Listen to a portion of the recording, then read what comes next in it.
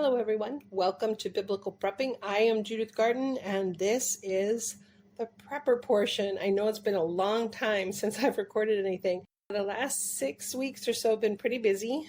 We had visitors come for the 4th of July, plus I have been working outside as much as possible in the mornings, as well as editing a book in the afternoons for our other ministry tour for women. Our garden is actually slow this year.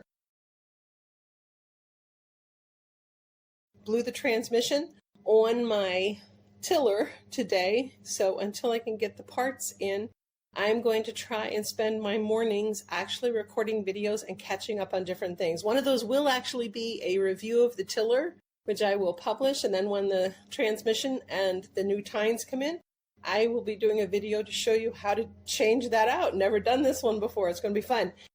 Today I am actually going to show you something that you could do when your crops are coming in slow. Two things I have here. I have a little bowl of green beans right here, which I have been picking over the last 3 days, and it is ready to get blanched and then vacuum sealed and labeled and put in the freezer. I also have, you can probably see them right here, 8 little cucumbers that I have been picking over the last 3 days. Our cucumbers are filled with blossoms. I'm excited. I am praying. But what I'm going to do with the cucumbers today is a simple refrigerator pickle recipe. I have used this pickle recipe in the past a lot of times. It's very simple to do. It can be one that you can make with just a few pickles to start with. The recipe calls for 10 small Kirby-sized pickles, which mine are a little smaller than that, so this is probably going to equal out to be about 6 pickles. I might get almost a quart, probably closer to a half a quart out of this.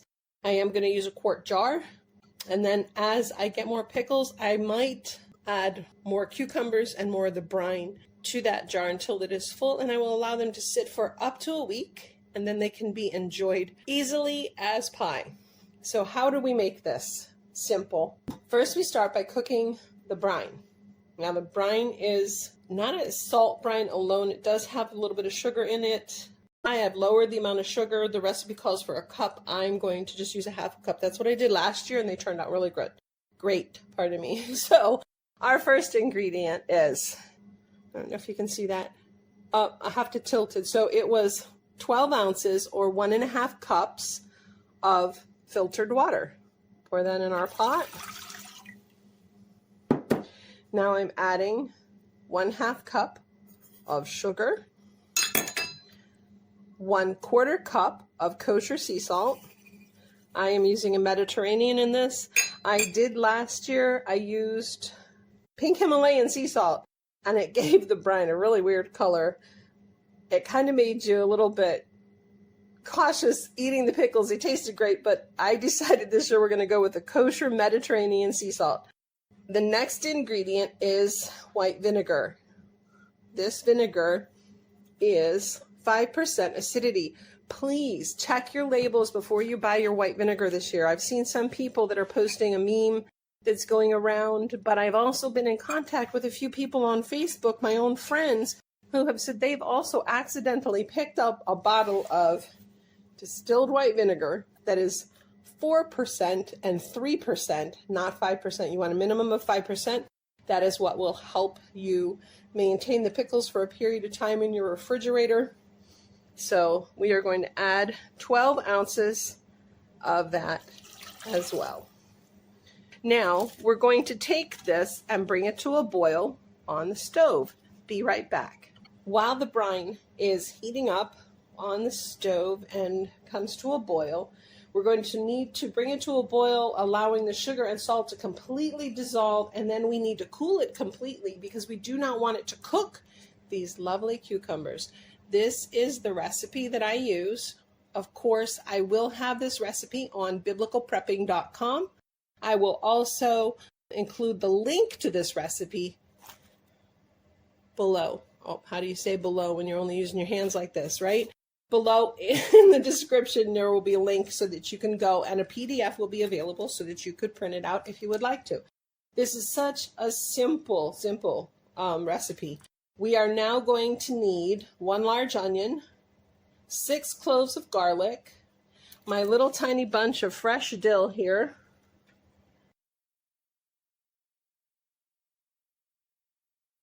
I have to sort through all of the bunching onions. I picked the bunching onions and some Genovese basil. I don't know if you can see that. These are for our dinner recipe. So let me grab the dill really quick. There, I think that's all the dill. Now these are the Genovese and the green onions are going over to the sink because they need a good wash before I cook supper.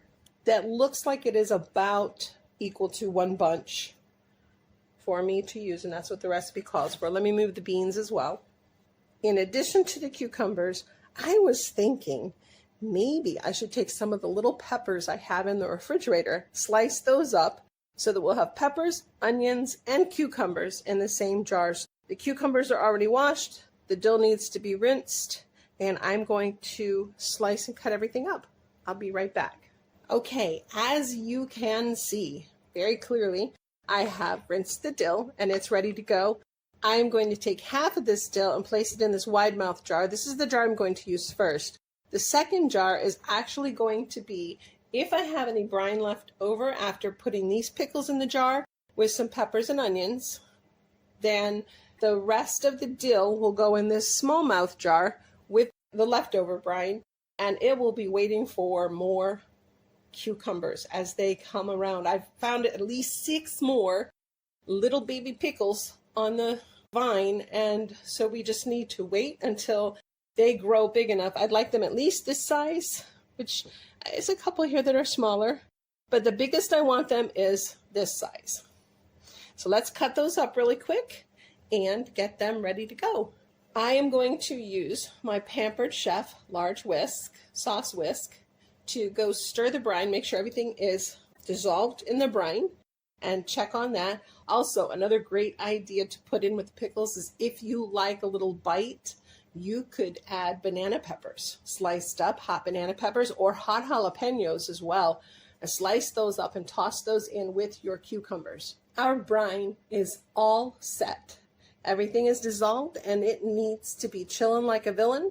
So we're going to put that aside and let it cool. I might actually, if I have room in one of the freezers, stick it in there for a quick chill. All right, I'm ready to slice up the cucumbers and slice up the peppers and the onion and get those ready for the jars or jar. Of course, I am going to use my cute little Pampered Chef crinkle cutter here for the cucumbers alone. The peppers don't slice well for me with this. I don't know if anyone else has ever tried that, but I'm just going to use these for the cucumbers. I think they'll look cute in the end. So grab me a bowl and we'll get started. This is my old Pampered Chef glass bowl. Now, I am not going to talk while I'm cutting this because I want to speed this up later so that it is high speed for everyone. Here we go.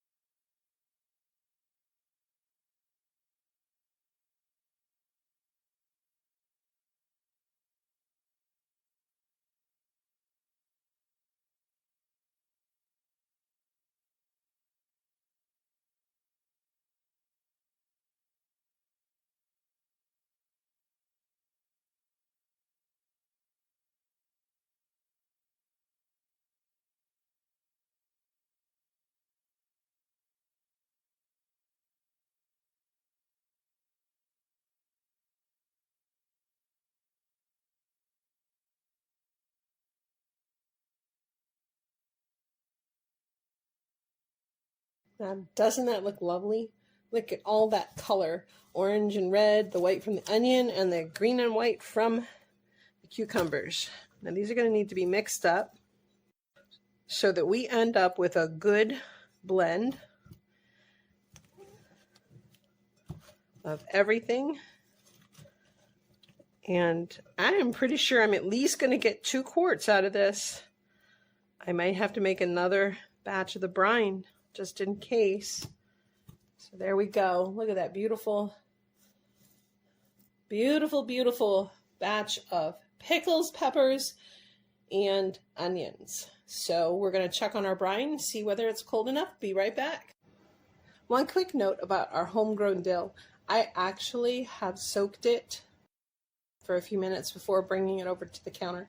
I forgot to mention that earlier, and the reason why I soaked it is because we have slugs, lovely slugs. We also, little caterpillars are out there right now, so I soaked it with about a teaspoon of Himalayan pink sea salt in the water, so that would take care of any caterpillars or bugs that might be in there. So it's ready to go. Our veggies are ready. I have my handy canning wand. This is broken, but it's because it's very, very old, in need of a new one. That one's on my wish list, so we're hopefully going to get one of those. You're going to want to make sure that as you add the veggies and then you add the brine, even if you're not canning these, you want to make sure that you remove all the bubbles. So use your bubble wand. First, put in a little bit of dill. I don't know if you can see it here. It's behind the ball. There's some dill. Put in some dill first and then start loading your veggies. You might also add a little bit more dill as you go through so that you have plenty to give them flavor. Both jars are packed beautifully with lots of veggies, lots of room for headspace, and also lots of dill. Wonderful, wonderful, wonderful. They look beautiful. Okay, wonderful. The brine has chilled enough. I'm going to pour it into these 2 jars. We will wipe the rims. Still want to do that even though you're not canning. Make sure there's nothing funky on there. And we will taste test those in about a week. So I will have to do a quick little short how they taste test in about 7 days. So here we go. Just a simple pour into each. We want to make sure we get enough brine in there or all over the counter. Works great either way. There we go. And we are short a little bit of brine. So I am going to add just a little bit of filtered water and a touch more vinegar to top us out, and then we'll put the lids on. I did about 1/3 cup of each, filtered water and vinegar, just to top these out. See, I'm multitasking like crazy. Here's the green water left over from the green beans. I'm going to take this, let it cool. I will be using this to water house plants or pour it outside on the deck plants once it is cool enough. Also, I'm going to take about 1.5 cups of this water to make quinoa for our dinner tonight. So waste not, want not. Now what we're going to do is take our bubble wand, run it down in here, make sure there are no bubbles inside the veggies. Now, if you have canning weights or sauerkraut weights of any kind that will fit inside your jars, you could use those to weigh things down. What I plan to do is set the timer for every day about 6 p.m. I will just be flipping these over in the fridge. I'm going to seal them tightly. And I will actually burp them and then just flip them like so. That way there will be no bacteria forming on the bottom. And when you flip it, you might want to just jiggle it a little for any bubbles to come up. So if that's what you're going to do, you'll want to jiggle for any bubbles to come up. And there we go. You want to make sure you date these. So this is August 8th, 2023, 8823. 8823. 21. Yeah, there we go. Let's not go back to that year. And I'm going to put B1. B1. That way I know this is the first batch that I have made this year, and it is the first batch in the refrigerator. So there we go. Now they're ready to just go sit somewhere where they won't freeze because our refrigerator's wonky. I hope you've enjoyed this quick video. I hope that you will subscribe and turn on notifications because I've got more coming. Blessings and shalom.